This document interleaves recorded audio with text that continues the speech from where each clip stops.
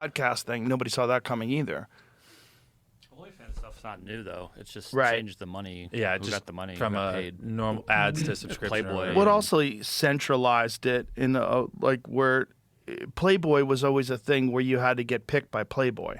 Now all you have to do is just take a photo of your box and Oh. put it. There's always the local. Yeah, I mean, but it's not centralized like OnlyFans is, where you go there and there's like thousands and I don't know how many more than that content creators. Yeah, I don't know. Time will tell. Yeah, time will tell. But it's just such a fascinating world that we live in, where the number one most watched show in the world is yours. Like, you have the number one well, if it's on YouTube, then it's the number one most watched show, period. Yeah, it's in the known universe. Well, right now you're the most watched person in the known universe. I opened it up on the way in because I figured we'd talk about the size of the show. In the last 90 days, on just our main channel, it's like around 850 million unique people have watched a video in the last quarter. That's so crazy. Yeah, so we're doing around 4 billion views a month. 850 million people is so crazy. Uniques too, because we did around 12 billion views in the last 90 days on just the main channel, and of those 12 billion views, like whatever 8% of them are different humans. So it's like factually like 850 million. Like when I say that, people are like, "Oh, that's 850 million views." So like 80 million. But no, it's 12 billion views, 850 million uniques. So it's just like, it's crazy, man. And it's like, what's fascinating is you like 10 years ago, like even with cable or whatever, 20 years ago, 850 million people didn't use the same platform, right? Right. It's like you wouldn't have even been able to reach that many people, even if you were the biggest in anything. It's like a very interesting time where essentially as internet usage grows worldwide, outside of China, so does YouTube usage. Because if you Google something, YouTube pops up. Or now if you're Geminiing something, they'll eventually have YouTube. Or if you buy an Android phone, which most phones have their operating system, YouTube's there. So like everyone just, as you use the internet, you end up on YouTube. And so that's why, even though it's whatever, theoretically 3.2 billion monthly active users, I would be shocked if they didn't hit 4 billion in a couple of years and then keep growing. Like it shows no signs of stopping as the internet's growing. And so it's like, to be number one on this platform that is basically mirrored to the internet is like, it's crazy. It's a really wild opportunity. And because it's a platform where anyone can upload, the variety of content is extraordinary. Yeah. Because there's no gatekeepers. Like, a lot of it's trash and nonsense, but there's so many interesting shows. Yeah. There's so many interesting shows on science, on cosmology, on history, on 100%. Fill in the blank. There's so many people that just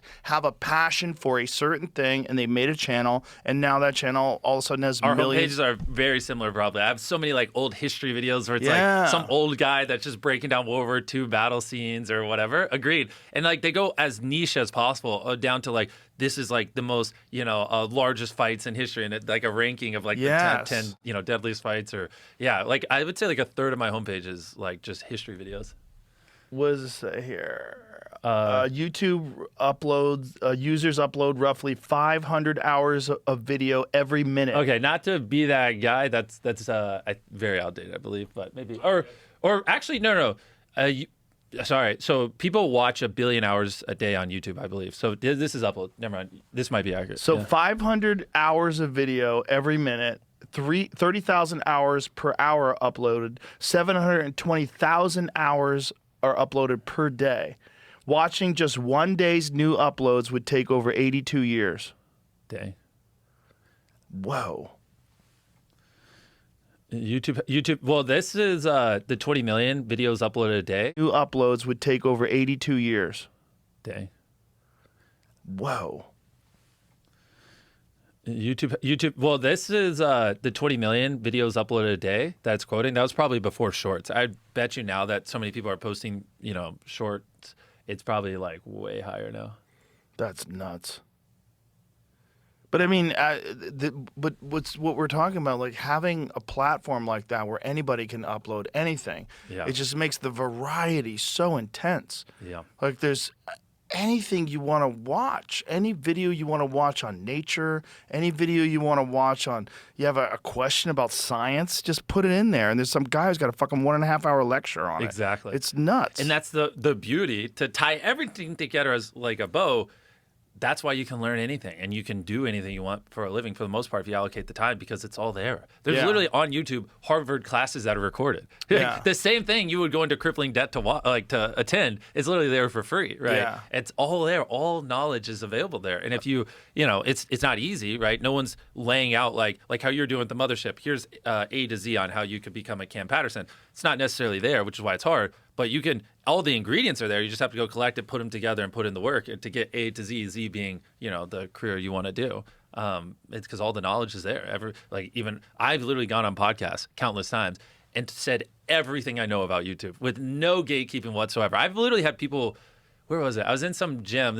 I think it was in LA or whatever, in between shoots, just working out. And a guy literally came up to me, and no idea who he is, but he's like, I have 3 million subscribers on YouTube. I started like 18 months ago, and like I just listened to one of your podcasts, and I just did like exactly what you said. And I got a friend group. I started obsessing over it, and and I did like these analytical things, and I just like quit my job a couple months ago, and I was like, no shot. This is like a coincidence. You're like tracking me or anything. He's like, no. And he's in gym clothes, sweaty. He's like, I was just running on the treadmill. And I just wanted to tell you that. Like, I literally just quit my job and I'm making more money because I just listened to one of your podcasts. And I was like, whoa. And it was crazy. But I've had experiences like that countless times where like these things, which is why I'm so passionate about sharing it, like opens people's minds. And he's like, yeah, I didn't realize that was a possibility in life, you know? Well, that's you're coming from life with a perspective of feast, not famine.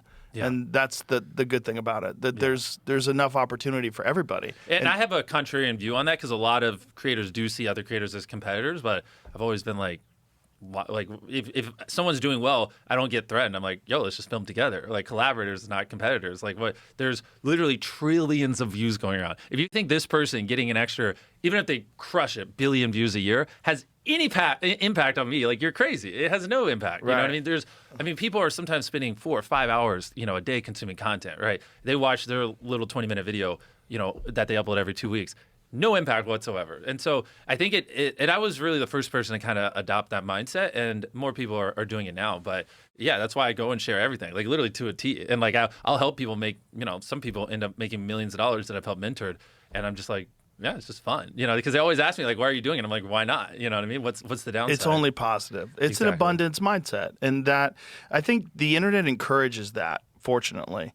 Because television is the opposite of that. So television, the problem was there was only a certain amount of slots. So if the Mr. Beast show was on NBC, and then there was another guy who was on CBS, he might also be at 8 p.m. on Wednesdays. You're like, fuck that guy. Yeah, true. I'm not going to give him my secrets. Yes, you would never. Yeah. But because the fact that YouTube is available literally to anybody, and the amount of people that are viewing it is so immense, it's an abundance, and you treat it like that, and it actually just makes you grow. Exactly. So it's awesome. Because man. also, if you share with people, they'll share with you. And there's no one who will, at this point in my career, be able to go tell me something that will make me 10% better. But there are infinite amounts of people that can make me a better storyteller, or better, at leader, or better communicator, or better at set design. And it's like, it's more about grabbing those 0.1% here and there and like adding them together. And so like, sometimes I'll give someone something that, might fundamentally change everything for them, but then they'll teach me something very small, and I'm like, oh, that's actually very useful. And if I retain it, I could see how, that'd be really cool on the set design, on how we could do a background, or like, hey, after X amount of feet, you don't need as much detail. So now we can put more time into like the detailed stuff up front. But, and sometimes it's being too particular on things really far. Like it's all these little things that you just accumulate over being around different people with different expertise. And you just have to you just have to some people don't see the value in that kind of stuff, but you can learn anything, or you can learn something from almost anyone. And I do believe that, because everyone has like different things and different experiences and stuff like that, especially as a content creator, because you're also making content for millions of people. So even just learning, what a normal person is going through, or what their life is like, is helpful for being able to relate with them and through the content, or make something that is interesting to them. So if you approach people like that, where it's like, I can learn something from you no matter who it is, it's also, I feel like not many people take that approach either. Fuck yeah, dude. I think your approach is very valuable for a lot of people to hear, and very valuable for young people to hear. Because if they just follow those principles and just follow your passion and really be disciplined and focused, you could do a lot of things in this life. Exactly. You could be like Jimmy. You could. Probably not. Statistically not. But could Statistically you be, not, Could you be a but- person with a couple less zeros and all the numbers? Of course. Yeah, and also just be enjoying your life because you're doing something you want. You're actually creating something. Yeah. And something you'd be proud of and something that people enjoy. And that makes you feel good, that people are enjoying your work. Yeah.